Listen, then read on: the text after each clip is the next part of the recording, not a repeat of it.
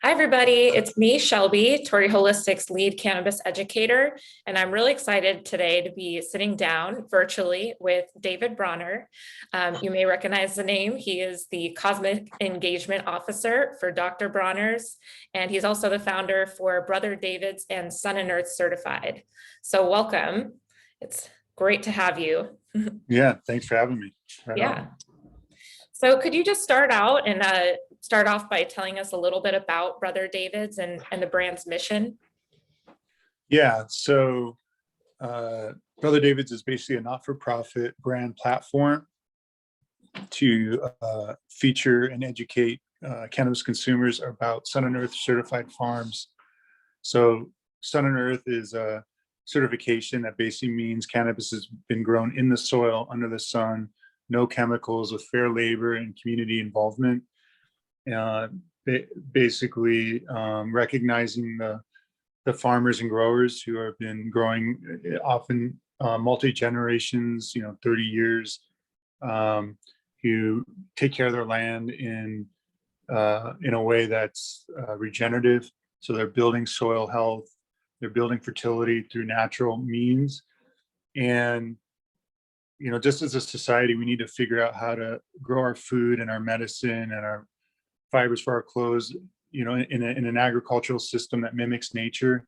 And if you look at a forest, there is no synthetic external chemical inputs or synthetic fertility. It's all self-regenerating. So how do our farming ecosystems replicate a natural ecosystem?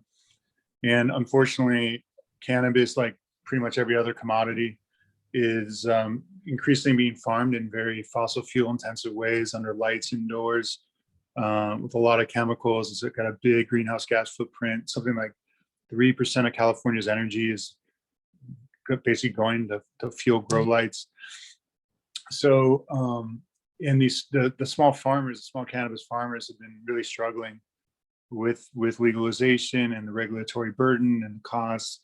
And because of federal prohibition, they can't access the organic USDA program that would, which is decent as far as it goes, but they can't even access that program because organic is fairly regulated.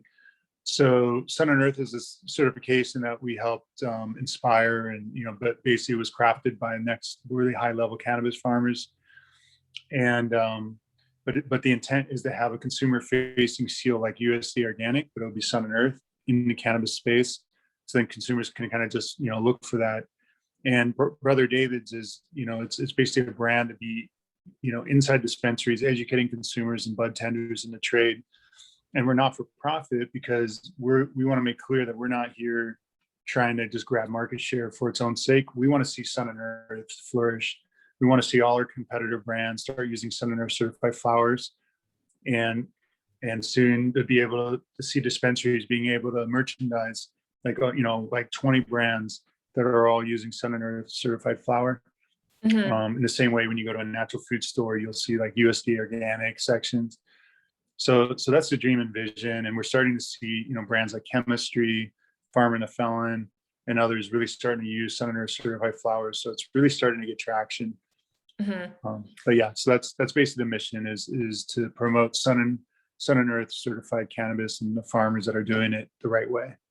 Right. So it seems to me you're kind of trying to create a label that, well, with Brother David's, you're trying to show this isn't, greenwashing, which tends to happen not only in cannabis, but in many different industries. Is that right? Yeah, I mean, unfortunately, yes, that's it happens all the time. And yeah, so Sun+Earth is super credible. We've got some real aces involved. In fact, Andrew Black, who's the executive director of Sun+Earth, came from Oregon Tilth, which is Dr. Bronner's organic certifier. So really very credible, high bar certification. So what in your background kind of led you to become passionate about sustainable, regeneratively grown cannabis? Yeah, well, yeah, I guess my journey started with industrial hemp. So we put hemp seed oil into Dr. Bronner's soaps back in '99, and I'd read Emperor Wears No Clothes by Jack Herer, and he exposed the whole hidden history of hemp in the US and globally. And that this history had been systematically, covered up. But in fact, hemp was one of the most important crops in US history. It was illegal not to grow hemp on your farm in Jamestown. 10% of your farm had to be growing hemp. All the canvas covered wagons going west, and all the clipper ships and their sails and their ropes and all our clothes, it was all hemp. And but then that history was basically buried with prohibition. And we were just really excited with the renaissance of the crop in the 90s, and to really show the incredible benefits that this dual fiber seed crop had.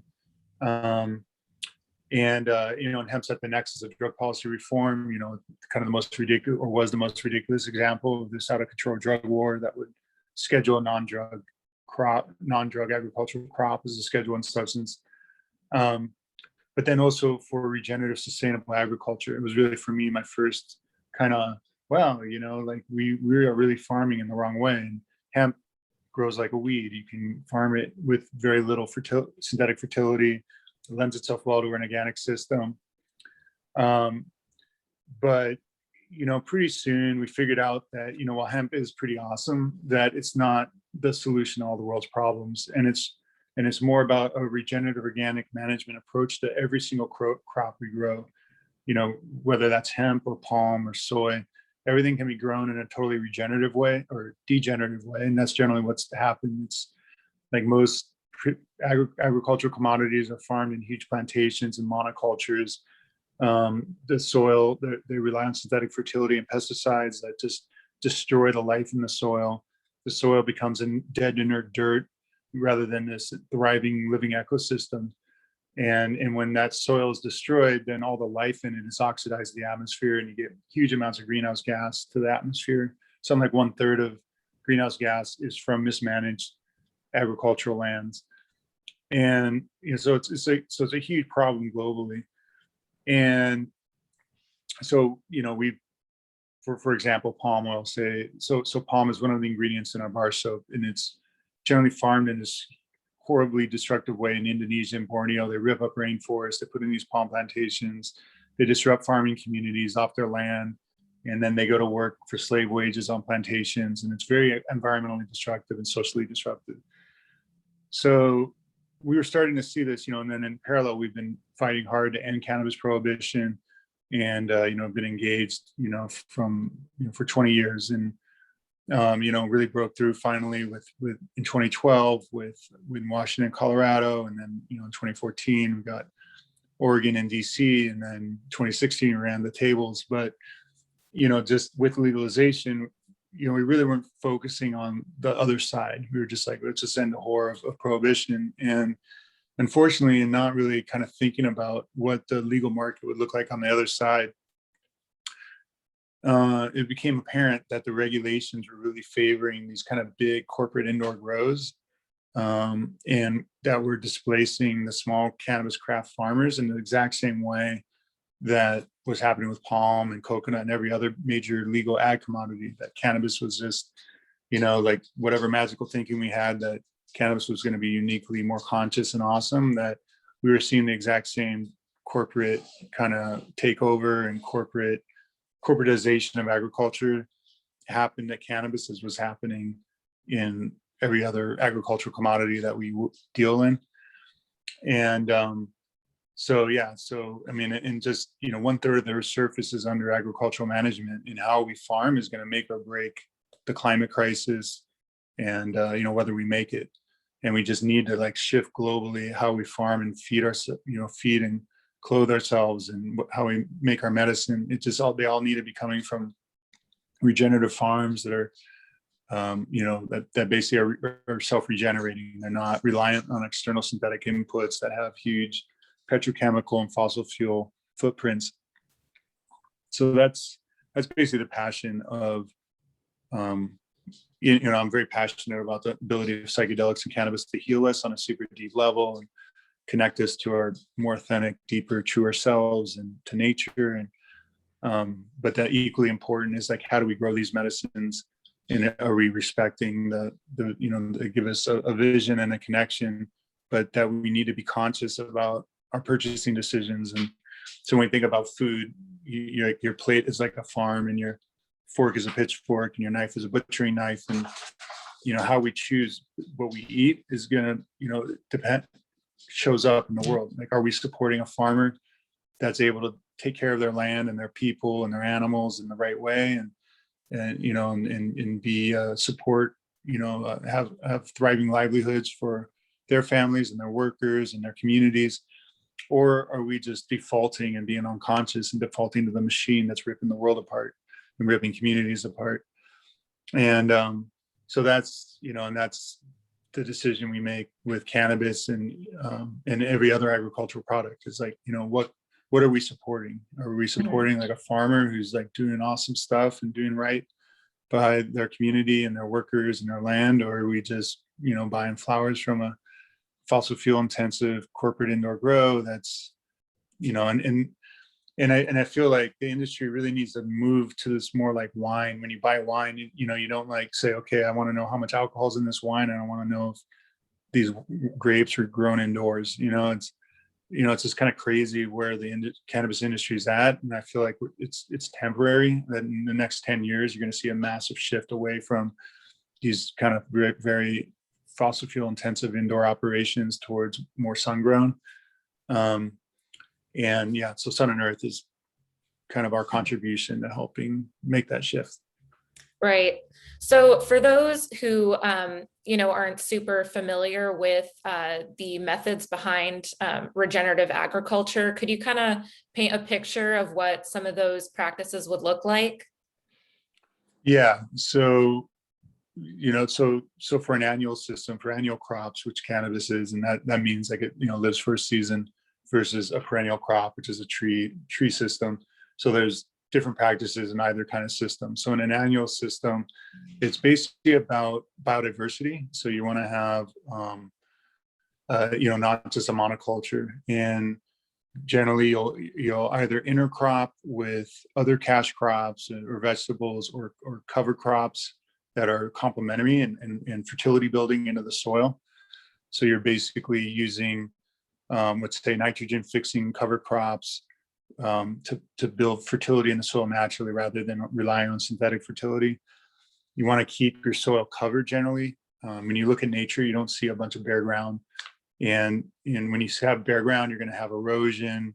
You're going to just lose a lot of the fertility if you're not like keeping that covered. So cover crops, fertility building cover crops, smart crop rotations, having perimeter plantings that are pollinator and predator insect friendly, so that you can have natural pest control and natural pollination. So having these smart perimeter plantings, minimal soil disturbance, minimal tillage. So just, you have to, disturb the soil somewhat, but trying to minimize that so that you're not disrupting the mycorrhizal fungi and microbiota that are basically in synergy with our plants. And when you're doing this right, you're basically building topsoil and fertility, and just through the natural photosynthesis that a plant is taking the carbon dioxide from the air and making the carbohydrates and make the root shoots and leaves of the plant. But 20 to 40% of that carbohydrates is actually exudated into the soil to feed the mycorrhizal fungi and microbiota that then in turn are feeding the plants.